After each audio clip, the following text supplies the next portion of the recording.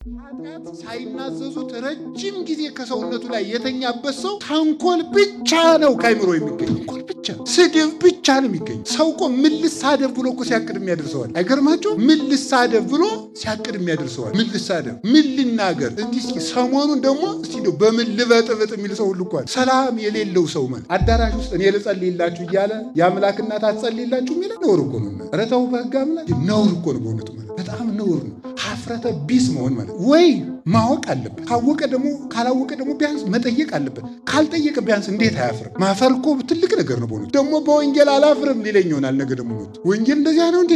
ወንጌል ሰው መናቅ እንኳንስ ድንግል ማርያምን መንግስተ ሰማያት ሩጣ በዚያ ማዶ እግር ኑሯት ክንፍ ኑሯት በራ ትመጣ የእግዚአብሔር መንግስት በመካከላችሁ ናት ያለ የት አለች የእግዚአብሔር መንግስት? አንዲቱ መንግስቱ ቤተክርስቲያን። ዲያብሎስ ቤተክርስቲያንን ለመፈተን ያልተጠቀመው ውስጥ ያላለቀበት ምን አለ? ፖለቲካን ይጠቀማል፣ ገንዘብን ይጠቀማል፣ ዝሙትን ይጠቀማል፣ ፍልስፍናን ይጠቀማል። ሁሉንም ተጠቅሞ ቤተክርስቲያንን ይጎዳታል። የዲያብሎስ እስከ ዛሬ ድረስ ዲያብሎስ አለው ከሚባለው መሳሪያ ወደ ቤተክርስቲያን ያልተጠቀመው ምንም የለም። እኛ ዝም ብለን ከጥጃ የባስን አይደለም። ፈጣሪያችን በፈጣሪነቱ መድኃኔዓለም የእምነታችን ራስ ብለን የምናመልከው እናቱን ግን የእግዚአብሔር እናት ብለን ሰዓሊተ ምሕረት ብለን የመጨረሻ የምንሰጣት የታመነች የምህረት እናት ነው የምንላት። የክርስቶስ ልጆች በጭምትነታቸው ሲታወቁ የዲያብሎስ ልጆች በብኩንነታቸው ነው የሚታወቁ። ብኩን ናቸው፣ ህድአት የላቸው። ሁሉን ነው የሚነኩት፣ የማይነኩት የሌላቸው ማለት ምንጊዜም ዱላ፣ ነገር መዝራት፣ ነገር ስራ፣ ጸብ፣ ክርክር፣ ነቀፋ፣ ሐሜት፣ ተንኮል ነው የሚናገረው ማለት። እናንተም ካፈራችሁ ትከበራላችሁ፣ ካፈራችሁ ትከበራላችሁ። ኃጢአት የተኛበት ሰውነት የምግባር ፍሬ ሊያፈራ አይችልም። ውሃ የተኛበት ሰውነት ምንድን ነው የሚያበቅለው? ዛሬ ነው ያድርገውና ድሮ ቤተክርስቲያን ሩጦ የገባ ሰው አይታሰርም ማለት አይታሰርም። ዛሬሳ ለምንድን ነው ቤተክርስቲያን ሩጦ የገባ ሰው የማይታደር? ቅድስት እናታችን ኦርቶዶክሳዊት ተዋሕዶ ቤተክርስቲያን በዘመናት በሚፈጸሙ ችግሮች ሁሉ መሃል ሳትጠፋ የምትኖርበት ምክንያት የእግዚአብሔር መንግስት ስለሆነች። እንዲያውም እግዚአብሔር በቤተክርስቲያን ላይ ዲያብሎስ የሚያመጣውን ሁሉ የችግር አይነት ዲያብሎስ ያለውን ችግር ሁሉ እስኪጨርስ ድረስ እግዚአብሔር ዝም የሚለው የእግዚአብሔር አሸናፊነትና መንግስት ከዲያብሎስ ኃይል ሁሉ በላይ ሆኖ ቤተክርስቲያን እንደሚጠብቃት ለማስተማር። በአፍ ሁሉን እችላለሁ እያሉ መፎከርና መለማመድ ልዩነት አለ። በአፍ መናገር ሌላ ነው። ሁሉ እንደሚቻል ግን ፍጥረት ያሳየናል። ይሄ አይደረስ ነው በእውነቱ። አርፎ መቀመጥን የመሰለ እኮ ነገር እኮ የለም በእውነቱ። ድንግል ማርያምን ሰዓሊ ለነ ቅድስት እንላታለን፣ ስዕሏን እንስላለን፣ ታምሯን እናነባለን፣ ቅዱሳንን እንሰግድላቸዋል። ከዚያ በኋላ አንዱ መንገደኛ ይመጣና እው ሲቀላቅሉት ይላል። መልስ ኃይልን በሚሰጠኝ በክርስቶስ ሁሉን ይችላለሁ ይላል ቅዱስ ጳውሎስ ፊልጵስዩስ ምዕራፍ 4 ቁጥር 6 ላይ ኃይልን በሚሰጠኝ በክርስቶስ ሁሉን ይችላለሁ። የገጠር ሰው ሲተርቱ ምን ይላል? እንደ አፍ አይቀና ጎዳና። በአፍ ሁሉን እችላለሁ እያሉ መፎከርና መለማመድ ልዩነት አለ። ማመን ሌላ ነው፣ በአፍ መናገር ሌላ ነው። ሁሉ እንደሚቻል ግን ፍጥረት ያሳየናል። አሁን ይህንን አጸና። አሁን አንዳንድ ጊዜ አውሮፕላኑ ሰው የሚፈራው ለምን ይመስላችኋል? አውሮፕላኑ ሲገጫገጭ እኮ ዓለም ልታልፍ ነው የሚመስለው። ሰው ሲደነግጥ ሰው ድንቅ ነው። እዚያ የሚኩራራው ሁሉ እንዲያው መቼስ ሄድኩ አይባልም እንጂ ብዙ ሰው ታዝብ ያውቃል።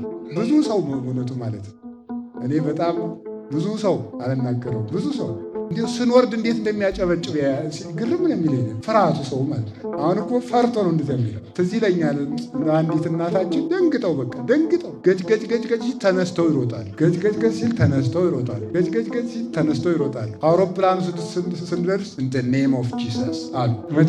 መጀመሪያ ግን አላሉ። ችግር ሲመጣ እኮ እንደዚያ ነው። ሰው ሁሉ ሰው ይመስላል እኮ እንደው ኩሻቱ እኮ ይገርማቸዋል። የሚችል ይመስላል። ጥቅስ መጥቀስና እምነትን በተግባር መርመር ልዩነት አለው አይባልም እንጂ አንድ ወንድማችን ባለፈው ሰምታችኋል አይደል? እንደ ኢየሱስ በባህር ላይ ሄጄ አሳያችኋለሁ ብሎ አዞ ውጦት። ይሄ አይደረስ ነው በእውነቱ። አርፎ መቀመጥን የመሰለ እኮ ነገር እኮ የለም በእውነቱ። ሰው እኮ ሕይወቴን አስተካክሉልኝ ነው እንጂ እንደ ጌታ በባህር ሂዱልኝ አላለም። ሰው ያለ ሕይወቴን አስተካክሉልኝ፣ ትዳሬ እየተበላሸብኝ ነው፣ ሕይወቴ እምቢ ብሎኛል ብሏል እንጂ በባህር ላይ መሄድማ ጌታ ይበቃኛል ብሎ እኮ ሰው አውቆ ተቀምጦ ነበር። እንዲሁ አይደረስ እኮ ነው። አይነኩ ቢነኩ ያድሯል ሲታወቁ ይላል ሰው በእውነቱ። አይነኩ መንካት ችግር ነው እና አሁን ህዋው መሬትን ያመናት የተሸከመው ውሃ እንደሆነ አይምሯችን ስለማያውቀው ነው። መሬት ጠጠር የሚያሰጥም ውሃ መሬትን ከነሁለንተናዋ መሸከም ከቻለ ህዋውም አውሮፕላን መሸከም ይችላል ብሎ ማመን አቅቶን ነው ሰው የሚፈራው ማለት ነው። የሚፈራው ለዚያ ነው። ምድርን በውሃ ላይ አጸና፣ ታች አስቀመጠ። አንዱን ደግሞ ለምድር እንደ መቀነት አስታጠቃት። ምድርን በውጭ በኩል ሲመለከቷት ደብተራ ኦሪትን ትመስላለች ይላሉ አባቶቻችን። ምድርን የበቃ ሰው ያያታል፣ ያልበቃ ሰው አያት። ምድርን ግን በውጭ ሆኖ የበቃ ሰው በውስጥ እንዳለ ውጯን ዙሪያዋን ቢያያት ደብተራ ኦሪትን ትመስላለች። ድንኳኒቱ የደብተራ ኦሪት ጸሐሪያምን መስላ ሙሴ የሚያስታጥቃት የክብር ጌጦች ነበሩ እና ምድር እንደዚህ አድርጎ አስጊጦ ነው የፈጠራት። ለምድር አስታጠቃት ውቅያኖስን ማለት ነው። ይህንን አድርጎ በዚህ ዓለም ግን የቀረው እኛ የምንጠቀምበት ውሃ ሰዎች ዕቃ አጥበው ውሃውን ሲደፉት በጠርዙ እንደሚቀረው እንደ ጥቂት ውሃ ያለ ነው። እግዚአብሔር ሌላውን ውሃ አስወግዶታል። ለምንድን ነው ሲባል ምድር ማብቀል እንድትችል። ምድር ማብቀል እንድትችል እግዚአብሔር ምን አደረገ? ውሃውን ሰበሰበ። ውሃ የተኛበት መሬት አያበቅልምና ከዚያ በኋላ ረቡዕ ምን አለ? ለታብቁል ምድር ታብቅላል። የዚያን ጊዜ ጽጌያቱ፣ አበቦች፣ ዛፎች፣ አዝሬት፣ አትክልት በሙሉ ምን አደረግላት? አበቀልላት። አላችሁ ምድርን በአበቦች ሸለመ።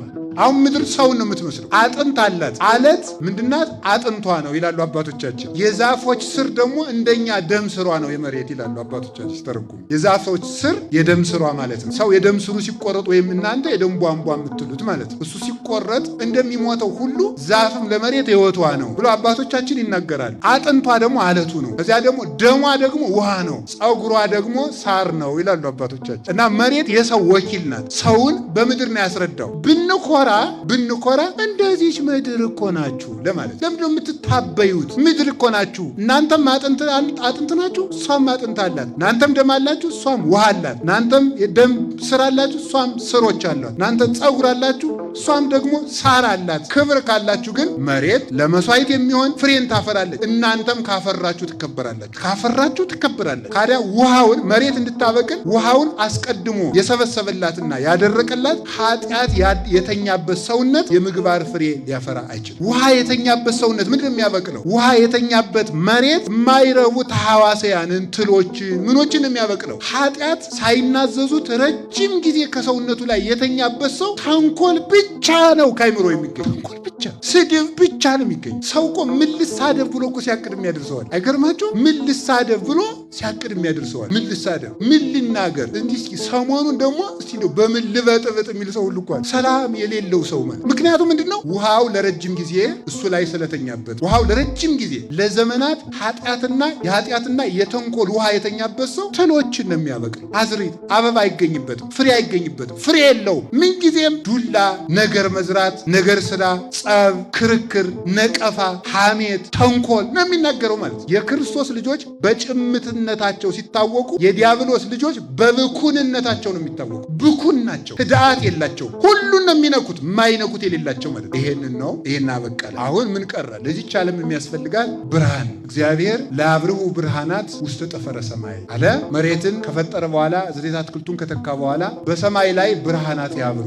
በሰማይ ላይ ብርሃናት ያብሩ ሲል ፀሐይ፣ ጨረቃ፣ ከዋክብት ተፈጠሩ። ፀሐይ በሙቀትም ትበረታለች፣ በብርሃንም ትበረታለች። ጨረቃ በብርሃን ከፀሐይ ታንሳለች፣ ኮከብ ከጨረቃ በብርሃን ታንሳለች። አንዱ ኮከብ ደግሞ ከሌላው ኮከብ እምኮከብ ይሄይስ ክብሩ እምክብረ ኮከብ ክብረ ኮከብ ይሄይስ። ከአንድ ኮከብ ክብር የአንዱ ኮከብ ክብር ይበልጣል ይላል ቅዱስ ጳውሎስ። ኮከብ ይበልጣል። ይህንን አባቶቻችን በብዙ ወገን ተርጉሞታል። አንድ ሁለቱን ልናገር። አንደኛው ሰማይ የተባለች ቤተ ክርስቲያን ናት። ሰማይ ለምንድነው የተባለችው? ሰማይ ሲባል የእግዚአብሔር መንግስት ስለሆነች፣ የእግዚአብሔር መንግስት ስለሆነች ቤተ ክርስቲያን ሰማይ። ስታስታውሱት እንደሆነ መጽሐፍ ቅዱስ ታነቡ እንደሆነ የኔ መንግስት ከዚህ ዓለም አይደለች። ይህን ጥቅስ እንግዳችሁ አይደለም መቼም ታውቁታላችሁ። የኔ መንግስት ከዚህ ዓለም አይደለችም። ዮሐንስ ወንጌል ምዕራፍ 18 ላይ ጲላጦስ አንተ የአይሁድ ንጉሥ ነህ አለው። አይ አንተ ትቤ አንተ ነህ እንደዚያ የምትለኝ ምን ማለቱ ነው? ጌታ አይሁድ ይሁዳ የምትባለው በተለይ ኢየሩሳሌም አካባቢ ሰማርያንም ሳይጨምር ነው። በተለይ በብሉይ ኪዳን አጠረ እና የአንዲት አውራጃ ንጉሥ የምታደርገኝ አንተ ነህ ማለቱ። አንተ ነህ እንዴት የዚች ብቻ የምመስል ለአንተ ነው፣ እኔ አይደለሁም። መንግስቴስ ኢኮነትም ዝንቱ ዓለም፣ የኔ መንግስት ከዚህ ዓለም አይደለችም ማለት የዚህ ዓለም ሰው አይሽራትም፣ የዚህ ዓለም ሰው አይሽራትም። ምስጢሩ ግን ይላሉ መንግስት የተባለች የእግዚአብሔር መንግስት የምትባል ቤተ ክርስቲያን ናት። መንግስቴ ከዚህ ዓለም አይደለችም ያለው ቤተ ክርስቲያኔ ምድራዊት አይደለችም ማለት። ቅድስት እናታችን ኦርቶዶክሳዊት ተዋሕዶ ቤተ ክርስቲያን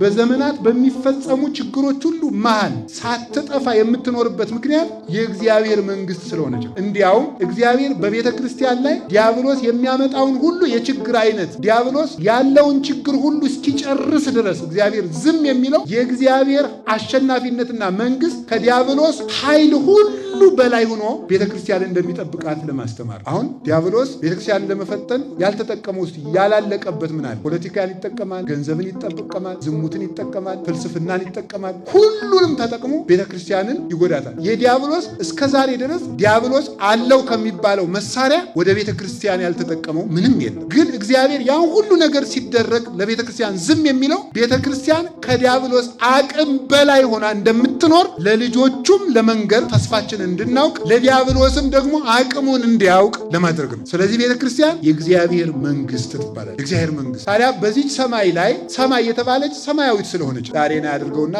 ድሮ ቤተክርስቲያን ሩጦ የገባ ሰው አይታሰርም ማለት አይታሰርም። ዛሬሳ ለምንድነው ቤተክርስቲያን ሩጦ የገባ ሰው የማይታደር? የእግዚአብሔር መንግስት ናት። አንድ ኤምባሲ ግን ሩጦ የገባ ሰው አይታሰርም። አይገርማችሁ? እግዚአብሔር ቤተ መንግስት የገባ ሰው ግን ይታሰራል። ቤተክርስቲያን የእግዚአብሔር መንግስት ስለሆነች ጌታችን ሉቃስ 17 ቁጥር 21 ላይ ነያ መንግስት እግዚአብሔር ማይከለክሙ የእግዚአብሔር መንግስት በመካከላችሁ ናት አለ። ያቺ በመካከላችን ያለችው የእግዚአብሔር መንግስት ቤተክርስቲያን መንግስት ሰማያት ሩጣ በዚያ ማዶ እግር ኑሯት ክንፍ ኑሯት በራ አትመጣም። የእግዚአብሔር መንግስት በመካከላችሁ ናት ያለ የት አለች የእግዚአብሔር መንግስት? አንዲቱ መንግስቱ ቤተክርስቲያን። በዚህች ቤተክርስቲያን ላይ እንዲያበሩ የተፈቀደላቸው እነማን ናቸው ሲባል ፀሐይ ራሱ ኢየሱስ ክርስቶስ፣ ጨረቃ ቤተክርስቲያን ራሷ ደግሞ መልሳ ማለት ራሷ መልሳ፣ ከዋክብት ሰማይታት ናቸው። አሁን ምሳሌ ሲያዛውሩ ነው። ቤተክርስቲያን ሰማይ ስትሆን ፀሐይ ኢየሱስ ክርስቶስ ይሆናል፣ ጨረቃም እመቤታችን ትሆናለች፣ ከዋክብት ሰማይታት ይሆናል። በዚህች ቤተክርስቲያን ውስጥ ሁሉም እንዲያበሩ ተፈቅዶላቸው፣ ሁሉም እንዲያበሩ በሰማይ ላይ ፀሐይም ተፈቅዶለታል፣ ጨረቃም ተፈቅዶላታል፣ ከዋክብትም ተፈቅዶላቸው።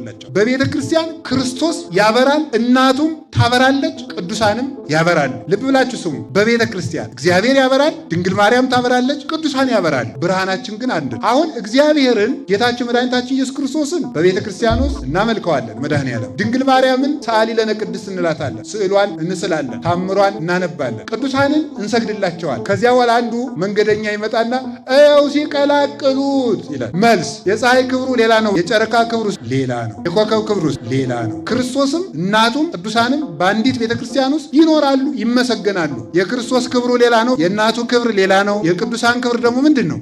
ሌላ ነው። ይሄን ለይተን ነው የምናምን እኛ ማለት እኛ ዝም ብለን ከጥጃ ይባስን አይደለም። ፈጣሪያችን በፈጣሪነቱ መድኃኔዓለም የእምነታችን ራስ ብለን ነው የምናመልከው። እናቱን ግን የእግዚአብሔር እናት ብለን ሰዓሊተ ምሕረት ብለን የመጨረሻ የምንሰጣት የታመነች የምሕረት እናት ነው የምንላት። ሰው ቁርሱን በልቶ ምሳውን በልቶ እንዲያ ብሎ ጠጥቶ መጥቶ አዳራሽ ውስጥ እኔ ልጸልይላችሁ እያለ የአምላክ እናት አትጸልይላችሁ የሚል ነውር እኮ ነው። ኧረ ተው በሕግ አምላክ ነውር እኮ ነው በእውነቱ ማለት በጣም ነውር ነው። ሀፍረተ ቢስ መሆን ማለት ሀፍረተ ቢስ በእውነት ማለት ሰው ቢያንስ እኮ ይኸውላችሁ ወይ ማወቅ አለበት፣ ካወቀ ደግሞ ካላወቀ ደግሞ ቢያንስ መጠየቅ አለበት። ካልጠየቀ ቢያንስ እንዴት አያፍርም? ማፈር እኮ ትልቅ ነገር ነው በእውነት። ደግሞ በወንጌል አላፍርም ሊለኝ ይሆናል ነገ ደግሞ ወንጌል እንደዚያ ነው እንዴ?